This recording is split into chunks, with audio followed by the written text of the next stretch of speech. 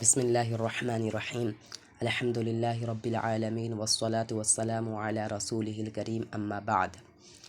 وضو کے کتنے فرائض ہیں؟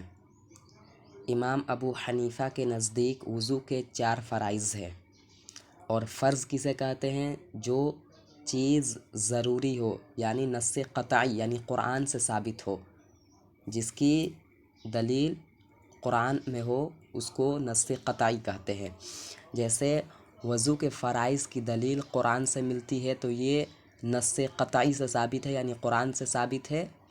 جیسے قرآن کی آیت ہے یا ایھا الذین آمنوا اذا قمتم الی الصلاۃ فاغسلوا وجوہکم وایدیکم الی المرافق وامسحوا برؤوسکم وارجلکم الی الکعبین۔ اے لوگو جو ایمان لائے ہو، جب تم نماز میں کھڑے ہونے کا ارادہ کرو۔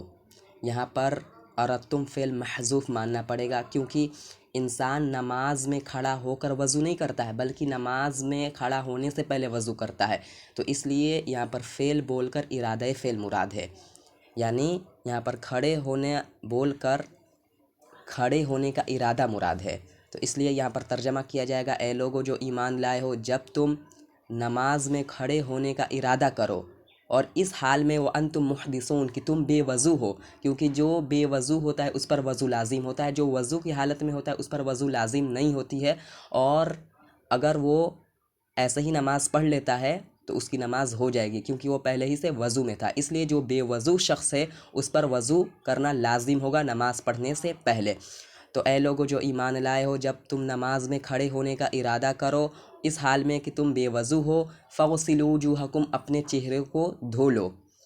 اب یہاں دیکھیں وجہ کی یہ جمع ہے وجوہ، اور وجہ یہ نکلا ہے مواجہت سے، اور مواجہت کا مطلب ہوتا ہے آمنے سامنے ہونا، اور انسان جب آمنے سامنے ہوتا ہے تو جتنے اس کے اعضاء پارٹس دکھلائی دیتے ہیں وہ سب وجہ چہرے میں داخل ہوں گے۔ جیسے آپ کسی کے سامنے کھڑے ہوں تو جو اس کے پارٹ، اس کے چہرے کے پارٹ آپ کو نظر آ رہے ہیں وہ وجہ ہوگا، اس کو وجہ کہا جائے گا، وہ چہرے میں شامل ہوگا۔ مثال کے طور پر ہم لوگ جب کسی کے سامنے کھڑے ہوتے ہیں تو اس کا آنکھ نظر آتا ہے اور اس کا گال نظر آتا ہے، تو یہ چہرے میں شامل ہوں گے۔ آنکھ کا اندرونی حصہ شامل نہیں ہوگا، کیونکہ وہ چہرے کا اندر والا حصہ ہے، وہ چہرے میں شامل نہیں ہے، وہاں تک پانی پہنچانا ممکن نہیں ہے۔ تو گال داخل ہوگا، ناک داخل ہوگا، ٹھڈی داخل ہوگا، تو اس لیے امام ابو حنیفہ کے نزدیک یہ ہے کہ چہرے کی جو حد ہے، چہرہ کہاں تک دھونا ہے، اس کی حد یہ ہے کہ پیشانی کے بال سے لے کر ٹھڈی تک، ٹھڈی کے نیچے تک، اور ایک کان کے لو سے لے کر دوسرے کان کے لو تک، یہ پورے چہرہ میں شامل ہوگا، اس کو چہرہ کہا جائے گا۔ تو یہ اس کو دھونا ایک مرتبہ کم از کم لازم ہے، ضروری ہے۔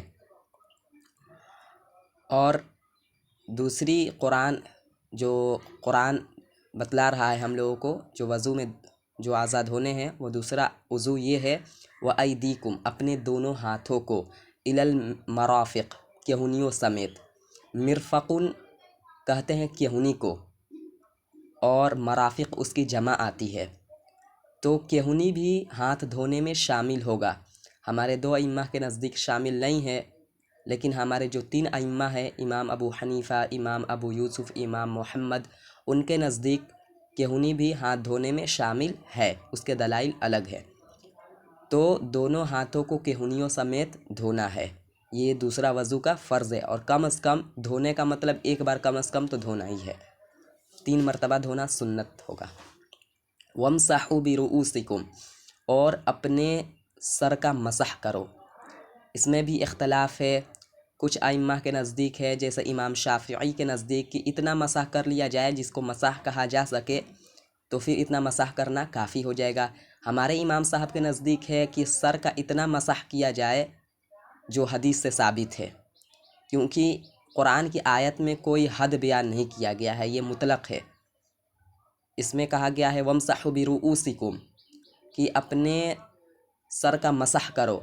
اب یہ چونکہ اس میں ابہام ہے، پتہ نہیں ہے کہ کتنا سر کا مسح کرنا ہے، اس لیے ہم حدیث کی طرف رجوع کریں گے، اور حدیث میں ہمیں ملتا ہے ان مغیرۃ بن شعبۃ رضی اللہ عنہ ان النبی صلی اللہ علیہ وسلم اتى سباطۃ قوم فبال وتوضأ ومسح على الناصیہ، کہ نبی صلی اللہ علیہ وسلم نے اپنے پیشانی کے مقدار سر پر مسح کیا ہے۔ یہاں پیشانی کا لفظ حدیث میں ہے، لیکن ظاہر سی بات ہے قرآن کے آیت سے پتہ چل رہا ہے پیشانی پر مسح کرنا بالکل ہی جائز نہیں ہے۔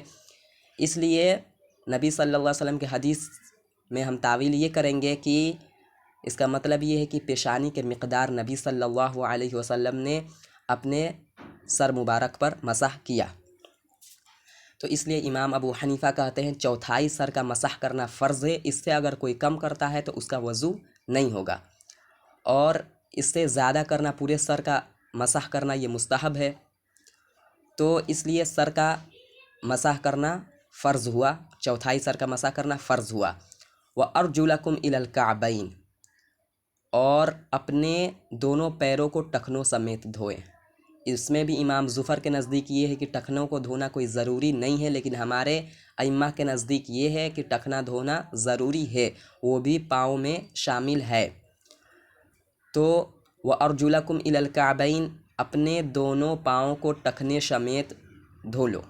تو یہ قرآن کی آیت ہے جس سے پتہ چل رہا ہے کہ ان چار اعضاء کا دھونا، اس میں ایک مسح کرنے والا بھی ہے، سر کا مسح کرنا یہ فرض ہے، ضروری ہے، اور سب ایک بار ہونے چاہیے پورے مکمل طور پر۔ یہ وضو کے فرائض سے اگر اتنا کوئی مکمل کر لیتا ہے تو اس کا وضو ہو جائے گا اور وہ نماز پڑھنے کے قابل ہے، وہ نماز پڑھے گا تو انشاءاللہ اس کی نماز بھی ہوگی۔